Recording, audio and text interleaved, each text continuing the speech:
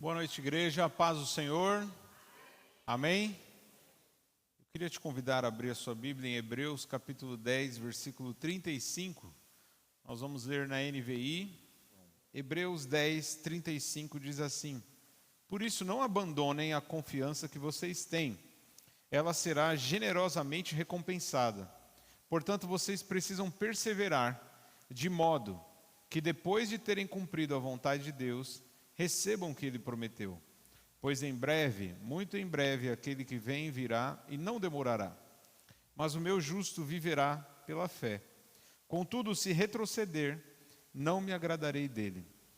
Nós, porém, não somos dos que retrocedem para a destruição, mas dos que têm fé para a preservação da vida. Agora eu queria ler só o último versículo, 39, na King James, tradução King James fiel, que diz assim: Nós, porém, não somos daqueles que recuam para a perdição, mas daqueles que creem para a salvação da alma. Amém? O tema da mensagem essa noite é uma pergunta, e eu quero, nesta mensagem, responder essa pergunta. A pergunta que talvez muitos cristãos fazem é: será que eu perdi minha salvação? Às vezes no decorrer da caminhada, no decorrer da jornada cristã, na peregrinação, como um seguidor de Jesus, a gente tem momentos de altos e baixos, tem momentos que nós falhamos, que nós caímos, e muitas vezes as pessoas, elas tendem a pensar que, porque cometeram algum erro, perderam então a salvação. Então, perdi minha salvação, será que é isso mesmo? A irmã Joyce, inclusive, já até leu um texto, de Mateus, onde Jesus fala sobre a necessidade de você perseverar até o fim, não é isso? Não adianta você ter feito uma oração uma vez na vida. Eu aceitei Jesus, fiz uma oração, reconheci Ele como meu Senhor e Salvador, e acabou. Não, a Bíblia fala sobre a necessidade de não apenas aceitar a Jesus, mas permanecer nele. Não apenas iniciar a caminhada seguindo a Jesus, mas continuar de fato seguindo todos os dias, até o dia em que o Senhor te chamar. Existe então a realidade que nós precisamos enfrentar como cristãos, como discípulos de Jesus. Nós precisamos perseverar na fé. E é isso que o escritor aos Hebreus está falando: não abandonem a confiança que vocês têm. Não abandonem. Porque ela será generosamente ou ricamente recompensada. A Bíblia trata a salvação como uma recompensa. Por um lado, nós entendemos que a salvação não vem de obras para que ninguém se glorie. Ela não vem por meio do nosso esforço. Nós não pagamos a nossa salvação por meio das nossas boas obras, mas por outro lado, nós entendemos que ela é tratada como uma recompensa a ser conquistada. De fato, Jesus já pagou o preço da salvação para todos nós lá na cruz. Mas nós, que cremos no Senhor, precisamos viver como se de fato tivéssemos um prêmio a ser alcançado. E o apóstolo Paulo fala bastante sobre isso. Corra de modo que vocês alcancem o prêmio. E qual é o prêmio? O prêmio celestial, a vida eterna em Cristo Jesus. Então, nós não corremos, nós não fazemos boas obras para pagar a nossa salvação, mas nós corremos, nós fazemos as boas obras, nós obedecemos a Deus para demonstrar a nossa fé e, por meio da fé, receber gratuitamente a salvação em Cristo Jesus. Eu tenho falado isso bastante. Desde que essa igreja foi fundada, eu tenho falado isso bastante. É interessante você prestar atenção e entender que nós precisamos estar neste equilíbrio. Não podemos ir para o extremo daqueles que acham que por meio dos ritos, por meio de alguma obra, possa pagar a salvação e tem algum mérito na salvação. Eu mereço, por isso eu fui salvo. Não, esse é um extremo. O outro extremo é achar assim: não, já que a salvação é só pela graça, já que eu não tenho mérito nenhum, então eu não preciso fazer mais nada porque Jesus já fez tudo por mim. Então eu não preciso viver uma vida de santidade, eu não preciso me arrepender, eu não preciso obedecer a Deus assim, de maneira tão séria, porque não importa o que eu faça, Jesus já me salvou. Esse é um outro extremo. Nós, de fato, precisamos estar ali, entre um e outro, no meio termo. Obedecendo, mas entendendo que, por mais que a gente obedeça, nós ainda assim não merecemos a salvação. É dom de Deus, é um presente que Deus nos deu, de maneira incondicional. A graça é um favor imerecido. Mas aqui, o escritor aos Hebreus, ele está falando, não abandonem a confiança, pois ela será ricamente, generosamente recompensada. Vocês precisam perseverar de modo que depois de terem cumprido a vontade de Deus, recebam o que Ele prometeu. Você percebe que Ele condiciona receber com a obediência. Você só recebe se obedecer. Mesmo sabendo que a sua obediência em si não paga o prêmio, você precisa obedecer. Eu sempre tenho falado aqui sobre aquele exemplo, né? De um sorteio, né? É uma maneira humana, simples de entender como que funciona a salvação na prática. Então você participa ali de um sorteio e participa obedecendo alguma regra, alguma condição. Num posto de gasolina, sempre uso esse exemplo, eles vão sortear uma motocicleta. Eles vão dar o prêmio de uma moto no valor de uns 15 mil reais. Só que você precisa abastecer no mínimo 50 reais para participar do sorteio. E imagine que você foi contemplado, você foi sorteado. Por ser sorteado, você pagou pela moto? Você pagou os 15 mil? Não pagou, né? Aí você vai falar assim, não, mas não foi de graça, eu tive que pagar 50. Mas você não pagou 50 pela moto, você pagou 50 pela gasolina. Você já ia abastecer de qualquer jeito. E aí você foi lá e ganhou a moto de graça. A salvação é assim.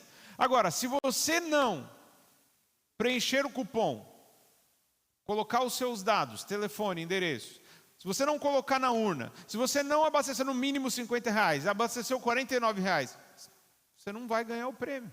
Por mais que é de graça, você não vai ganhar. Então, as nossas boas obras são como 50 reais para pagar uma moto que vale 15 mil reais.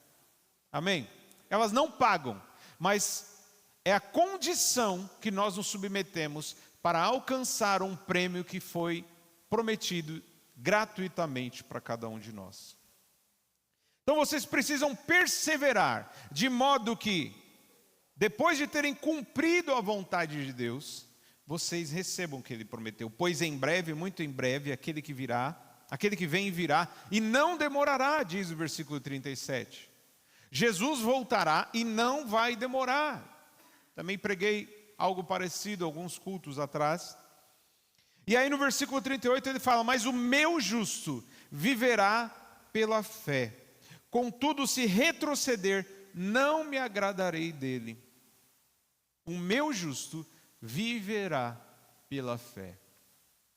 Então fé tem a ver com movimento, tem a ver com avançar, tem a ver com prosseguir, perseverar. Aquele que retrocede é aquele que não persevera, é aquele que abandona, é aquele que volta para trás. E esse não vai agradar a Deus. E aí no verso 39, ele fala, nós, porém, não somos dos que retrocedem para a destruição. Amém? Você não é daqueles que retrocedem para a destruição. Amém, meu irmão? Nós somos daqueles que avançam para a salvação, ou para a preservação da vida. E aí vem a dúvida, será que eu perco a minha salvação? Esse texto, ele explica alguma coisa?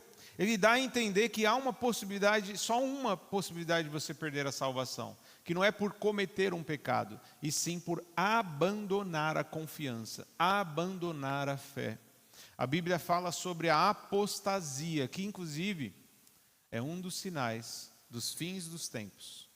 A Bíblia diz que nos últimos dias haverá apostasia. Olha comigo 2 Tessalonicenses 2, verso 3. Capítulo 2, verso 3. Diz assim, que ninguém os engane de modo algum, porque aquele dia não acontecerá sem que primeiro venha a apostasia e seja revelado o homem da iniquidade, o filho da perdição. Então, nós sabemos que muitos sinais têm acontecido, certo? Guerras. Quem ouve falar de guerras? Está acontecendo guerra? E Jesus disse que as guerras seriam um dos sinais da vinda do Senhor. Terremotos, fome, tudo isso tem acontecido, não é isso? São sinais da vinda do Senhor. Mas, aqui o apóstolo Paulo, inspirado pelo Senhor, ele está dizendo em 2 Tessalonicenses: não se engane, não permita que ninguém te engane. Antes do fim, vai ter que primeiro acontecer a apostasia, e vai ter que ser revelado o homem da iniquidade, ou o anticristo, o homem do pecado, o homem que se opõe a Deus e que vai influenciar as pessoas, vai influenciar o mundo a abandonar a Deus, e vai inclusive exigir a adoração própria.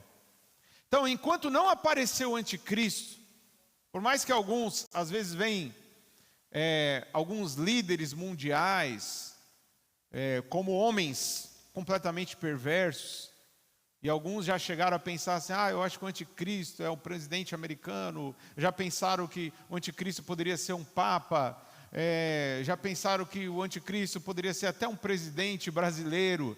Mas a Bíblia fala: não se engane, meu irmão, não se engane, porque o anticristo ele vai vir, e junto com ele vai vir a apostasia. O que é a apostasia? O esfriamento da fé, o abandono da fé, e muitas vezes em massa, milhares e milhares de pessoas abandonando a fé em Cristo Jesus. Então, isso é necessário acontecer. E pelo que nós entendemos pela palavra de Deus, a apostasia é a única forma de você perder a salvação. Se você não abandonar a fé, mesmo que você, meu irmão, cometa pecado, você não perde a sua salvação. Por quê? A sua salvação está garantida. O sangue de Jesus te purificou, te lavou dos seus pecados do passado, do presente e do futuro. Amém? Os pecados que você cometeu no passado já foram perdoados. Os pecados que você comete no presente, o sangue de Jesus te purifica e te perdoa desses pecados. E até aqueles que você ainda nem cometeu, você vai cometer, o sangue de Jesus te purifica. Nós, inclusive, falamos, sobre isso numa reunião de oração que nós fizemos alguns sábados atrás, sobre essa questão. Algumas pessoas têm medo de repente, Jesus voltar ou a pessoa morrer no momento que ela está cometendo um pecado. Então imagina, você está fofocando e de repente você infarta bem no meio da fofoca. Fala: e agora? Perdi a salvação. E agora? Porque não deu tempo de eu pedir perdão, de eu me arrepender. Ou então aqueles que muitas vezes estão num avião, e aí começa a ter uma turbulência, já começa a pedir perdão, porque não, tem que pedir perdão. Porque se o avião cair aqui, eu não posso estar com nenhuma pendência. Tem que estar limpo, de todo pecado. Mas, meu irmão, quando a Bíblia fala que Jesus morreu na cruz e pagou o preço da nossa salvação, Ele pagou 100% do preço da nossa salvação. Quando a Bíblia fala que Ele levou sobre si os nossos pecados, levou as nossas dores, as nossas maldições, é que Ele levou mesmo. Então, nós somos salvos pela graça por meio da fé. Agora, não é porque eu tenho fé, não é porque a graça me alcançou, que eu me tornei perfeito. Não. Jamais seremos perfeitos aqui neste mundo. Nessa vida não haverá ninguém perfeito. Somente Ele foi perfeito. Ele, enquanto esteve aqui como homem, Ele teve tentação. Ele foi um homem no sentido completo, mas Ele não caiu em nenhuma tentação. Ele foi perfeito. Jesus foi o único homem perfeito em suas obras, em seus caminhos. De resto, meu irmão, não importa. Pode ser papa, pode ser pastor, pode ser o que for. É pecador e vai pecar, não adianta. Então nós somos salvos, meu irmão. E quando nos depararmos diante do tribunal de Deus, Ele não vai levar em conta o seu último ato, ele vai levar em conta o contexto. Ele vai levar em conta se você permaneceu no caminho. Apesar das suas falhas, você não desistiu da fé, você não abandonou, você não virou as costas para Ele. E aí, você vive ainda na luta contra o pecado, então você está no caminho certo. Ainda que você peque, se você ainda está lutando contra o pecado, você está no caminho certo. Agora, apostasia é quando a pessoa para de lutar contra o pecado e se entrega ao pecado. Aí, meu irmão, de fato, não há muita esperança para aqueles que abandonam a fé, para aqueles que abandonam a Cristo. 1 Timóteo capítulo 4, verso 1. Olha o que diz. Falando ainda sobre os últimos dias, os últimos tempos. O Espírito diz claramente que nos últimos tempos alguns abandonarão a fé e seguirão espíritos enganadores e doutrinas de demônios. Nos últimos dias alguns abandonarão a fé e seguirão espíritos enganadores e doutrinas de demônios. Então, não sou eu que estou inventando nada. É a palavra de Deus que está falando com cada um de nós. Se está falando que alguns abandonarão a fé, é porque um dia eles tiveram fé. E a fé que traz salvação. Mas essas pessoas que um dia tiveram fé, abandonaram a fé. E ao invés de ouvir a voz de Deus, passaram a ouvir doutrinas de demônios. Não é que um demônio apareceu e começou a pregar e a pessoa começou a ouvir. Não, às vezes é um demônio usando algum homem, alguma mulher. Pode usar até a Bíblia, lembrando que o próprio Satanás usou a Bíblia para tentar Jesus, não foi isso? Lá na tentação, quando Jesus estava 40 dias, 40 noites, sem comer, ele chegou e falou assim: transforma essas pedras em pães. Depois ele falou assim: se joga aí do templo, do alto do prédio do templo, porque a Bíblia diz que Deus dará ordem ao seu respeito, aos seus anjos, para que você não tropece em pedra alguma. Satanás usou o Salmo 91 para fazer Jesus sair do propósito. Ele tentou, fazer isso, mas não conseguiu.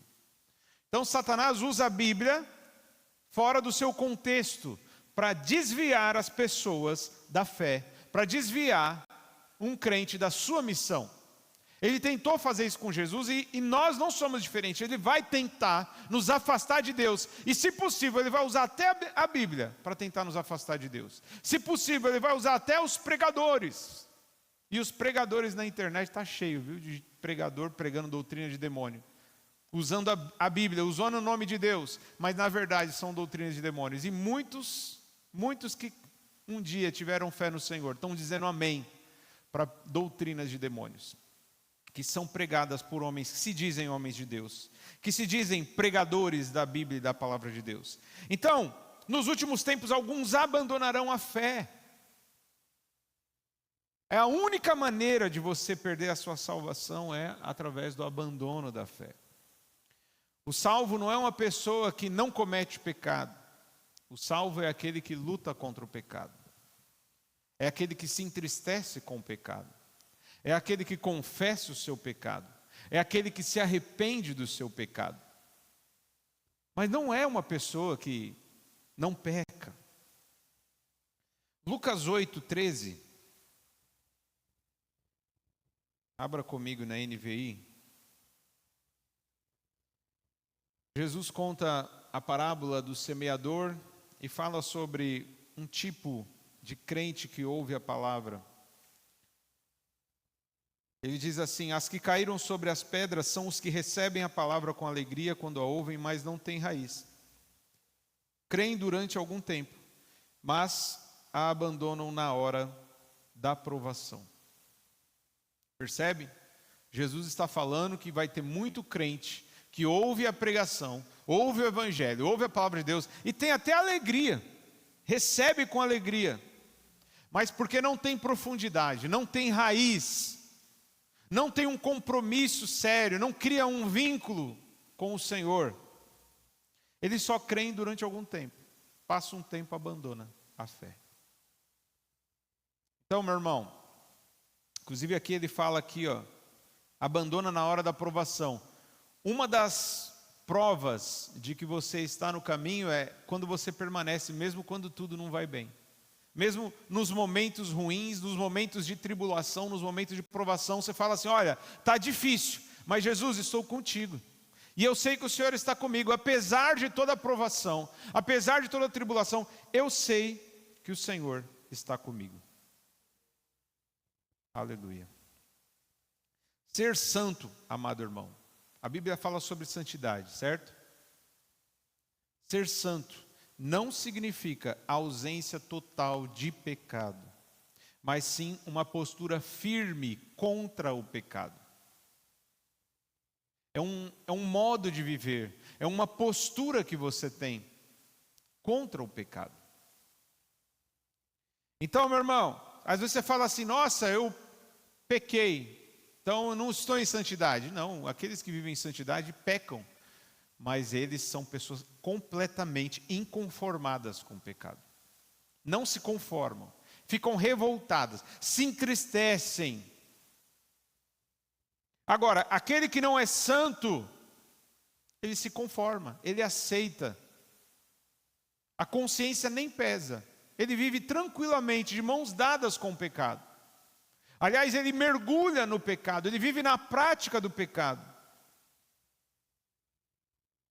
Então Jesus fala que muitos são aqueles que ouvem a palavra com alegria num primeiro momento, mas depois, na hora da provação ou na hora da tentação, acabam abandonando a fé. Tem gente que acha que perde a salvação a cada pecado que comete. Inclusive, alguns acham que precisam se batizar novamente. Eu conheci um colega no trabalho, quando eu era office boy ainda, eu tinha 17 anos. E esse colega, ele falou que ele tinha se batizado 7 vezes. 7 vezes. Mas por que você se batizou 7 vezes? Não, porque... o primeiro eu achei que era para valer, mas depois eu vi que cometi alguns erros e então acho que não valeu, não serviu. Então me batizei de novo, depois cometi um pecado, vi que também eu acho que não tinha sido sério o meu batismo. E aí as pessoas tratam a salvação dessa forma. Não, eu pequei, perdi a salvação, preciso ser salvo de novo. Então você perde e ganha cada pecado que você comete. Não, não é assim que funciona. Você cometeu um pecado, você continua salvo. Quando que você deixa de ser salvo? Não é quando você comete um pecado, é quando você abandona a fé. É quando você abandona Jesus. Então o batismo da mesma forma. Inclusive tem uns que falam assim: não, eu estou esperando, né, o momento certo para me batizar, acho que eu ainda não estou pronto, não estou preparado. Porque pensa assim: não, eu ainda preciso resolver algumas questões na minha vida, eu ainda peco. Né? Como se depois do batismo não fosse pecar mais. Talvez estão se preparando para um estado de perfeição, e esse estado nunca vai chegar. Todos aqueles que se batizaram pecaram. Pecaram e pecaram muitas vezes. E não precisaram se batizar de novo. Não invalidaram o seu batismo porque cometeram algum pecado. E até mesmo aqueles que abandonam a fé, depois que voltam e se arrependem, não precisam se batizar de novo. Porque a Bíblia fala que há um só Senhor, um só batismo, há um só Espírito. Então nós batizamos uma vez e ele está válido. Pecou, se arrepende. Abandonou a fé? Volta, se arrepende e volta para os caminhos do Senhor. 2 Pedro 2:20.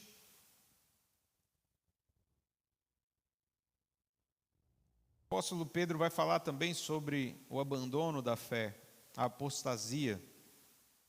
Diz assim: se tendo escapado das contaminações do mundo, por meio do conhecimento do nosso Senhor e Salvador Jesus Cristo, novamente se encontram enredados nelas e por elas são dominados, estão em pior estado do que no princípio. Teria sido melhor que não tivessem conhecido o caminho da justiça, do que depois de o terem conhecido, voltarem as costas para o santo mandamento que lhes foi transmitido. Confirma-se neles o que é o verdadeiro provérbio: o cão volta ao seu vômito, e ainda a porca lavada volta a revolver-se à lama. Eu destaquei uma palavra nesse texto que nós acabamos de ler, uma palavra-chave aqui, que é a palavra dominados. Está no versículo 20, o final do versículo 20. Tendo escapado das contaminações do mundo. Quem creu verdadeiramente no Senhor Jesus um dia? Aqui levante a mão. Creu no Senhor Jesus. Creu no Senhor Jesus. Tem fé no Senhor Jesus. O resto não tem fé? Quem não levantou a mão não tem fé em Jesus. Eu não estou falando de pessoas perfeitas, não. Pessoas pecadoras, imperfeitas, mas creem que Jesus é o Senhor e Salvador. Então, quando você crê no Senhor Jesus, você escapa da contaminação do mundo. Mas se você volta a se enredar nela novamente, e são dominados por essas contaminações, você acaba ficando num estado pior do que antes de ter a fé no Senhor Jesus. Então, o problema não é nem a contaminação em si, o problema é estar dominado por ela. O problema não é quando você suja, o problema é quando você não quer mais tomar banho. Amém? Quem gosta de tomar banho aí, dá um glória a Deus. Imagina você, né? Você começa a mergulhar na lama. E aqui a gente sabe, né? Tem muita terra, às vezes chove. Você pode, de repente, até numa pescaria, ou sei lá, você vai fazer uma trilha, seja de carro, seja de bicicleta, seja andando. E é normal que você vai se sujar. Vai ficar sujo, vai ficar... Então o problema não é você sujar. O problema é você entender, peraí, eu estou sujo e eu preciso de um banho. Aqueles que abandonam a fé, eles nem consideram a sujeira como uma sujeira. E por isso não vem a necessidade de tomar banho. Então, eles são dominados pela lama, pelas contaminações. Aí é como o cão que voltou para o seu próprio vômito, como a porca que voltou a viver mergulhada na lama. Então eu volto a dizer, e vou falar isso até o final dessa mensagem: abandonar a fé não é cometer um pecado, e sim voltar a viver dominado e mergulhado nele. 1 João capítulo 3, versículo 9.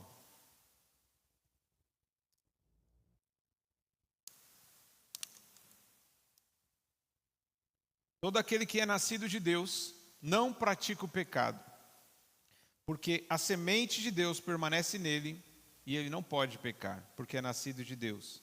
Desta forma são manifestos os filhos de Deus e os filhos do diabo.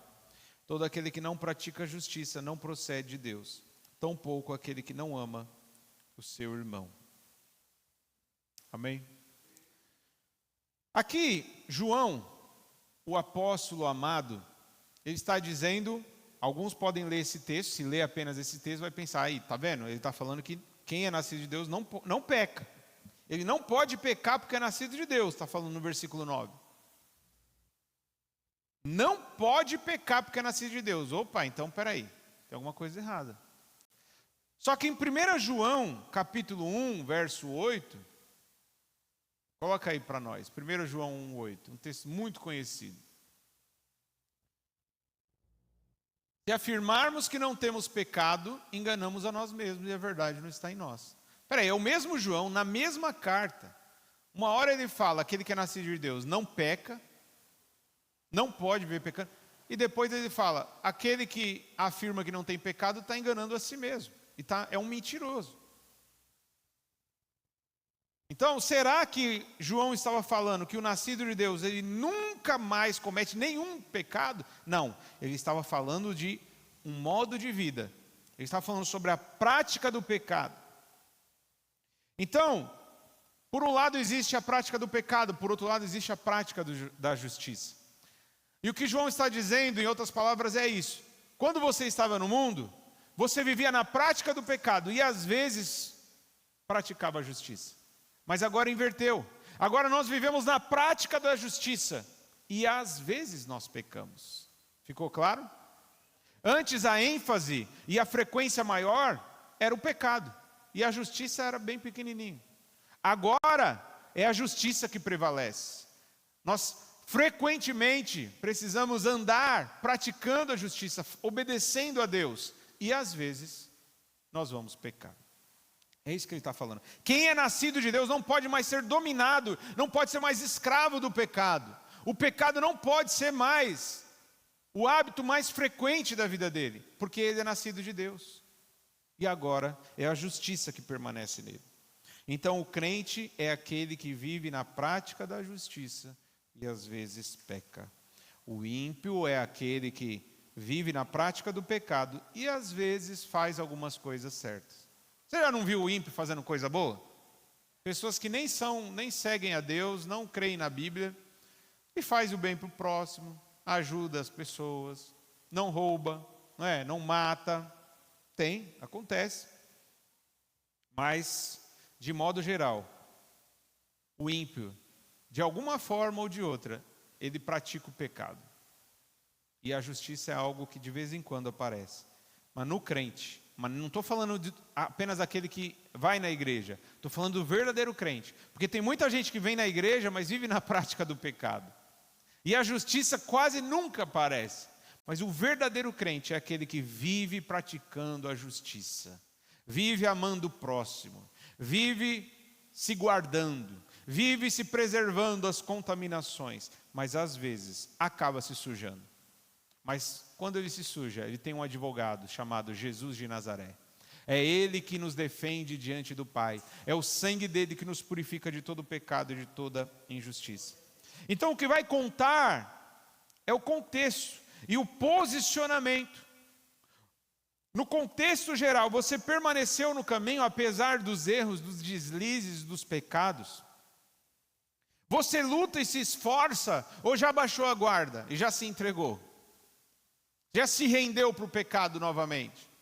Se você não se rendeu, se você ainda se entristece, glória a Deus pela sua vida, você ainda está no caminho. E vai continuar no caminho até a volta do Senhor Jesus. Aleluia. Não abandone, meu irmão. Por isso que eu digo, não abandone a sua fé. Não desista do caminho, por mais que seja difícil. Por mais que às vezes a gente peque, e muitas vezes o inimigo ele se aproveita dessa forma. Ele vem para nos acusar. Você é crente, mas você cometeu um pecado. Olha aí o que você fez. A função dele é acusar. Ele é como o promotor de justiça. Mas Jesus é o nosso advogado. Não tem ninguém que recorreu a esse advogado chamado Jesus de Nazaré, que continuou debaixo de condenação, que continuou com a culpa, ainda que o promotor chamado Satanás acuse de dia e de noite. O sangue de Jesus nos purifica de todo o pecado. Portanto, nenhuma condenação há para aqueles que estão em Cristo Jesus. Romanos 8.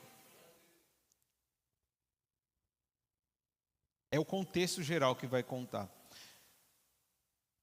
O ímpio, ele é o apóstata. Porque o ímpio, ele pode ter sido uma pessoa que nunca creu, ou ele pode ser também alguém que já creu, mas abandonou a fé. Então esse que creu e abandonou a fé, ele é um ímpio que acabou se rendendo à apostasia, se esfriou na fé e abandonou a fé, voltando a viver mergulhado, praticando o pecado. Hebreus 10, 35, nós vamos ler novamente o texto base.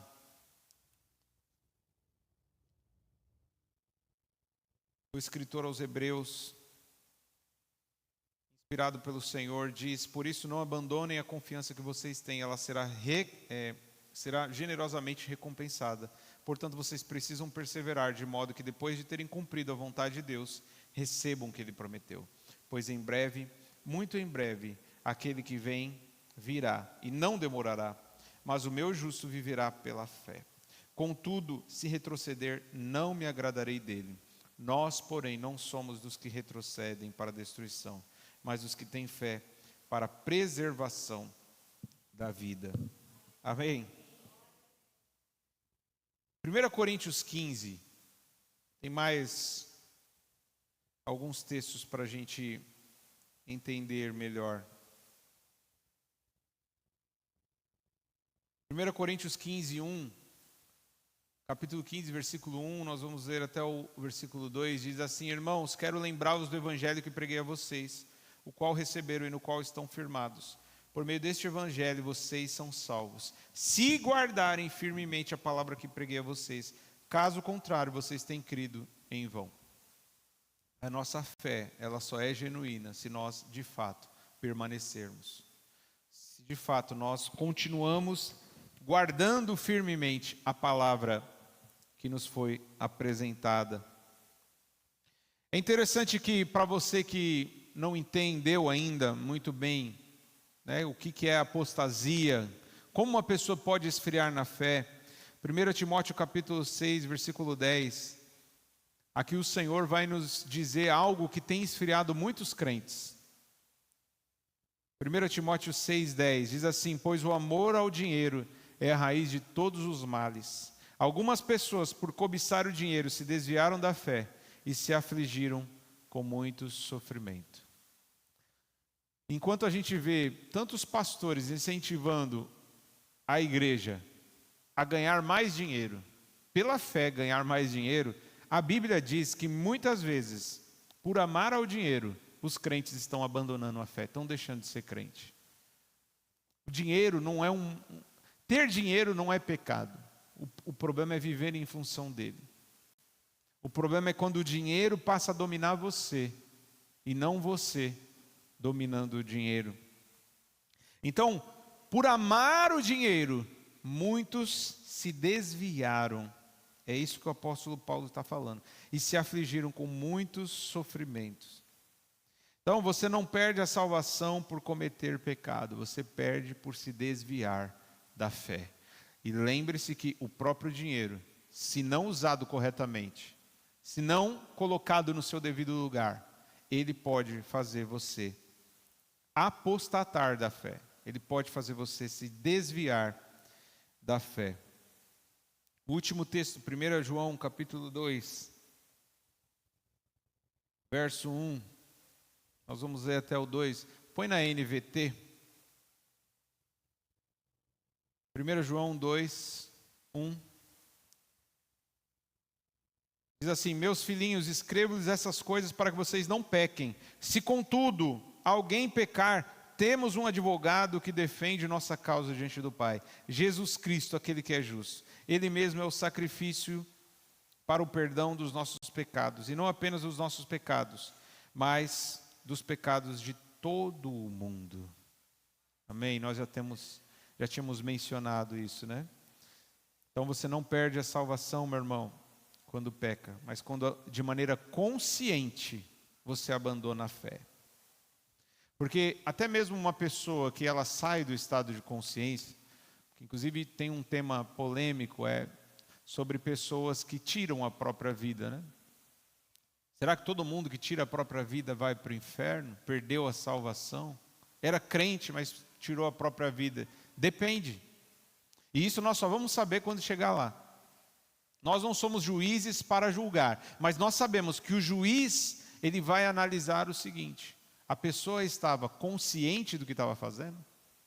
Porque se a pessoa estava inconsciente, dependendo do estado que a pessoa estava, ela não tinha mais controle sobre o seu próprio corpo e acabou fazendo algo terrível.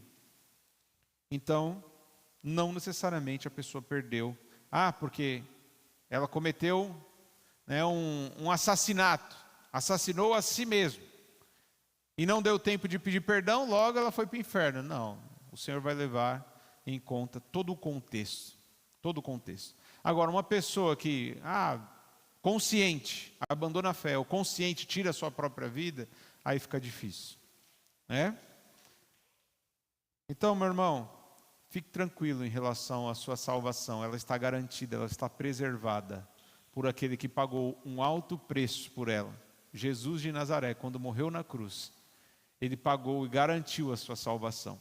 Mas a única coisa que você precisa fazer é permanecer dentro das condições, perseverar no caminho, mesmo com as suas falhas, entendendo que você é uma pessoa que ainda é pecadora, mas não vive mais mergulhado no pecado. Amém? Se coloque de pé em nome de Jesus.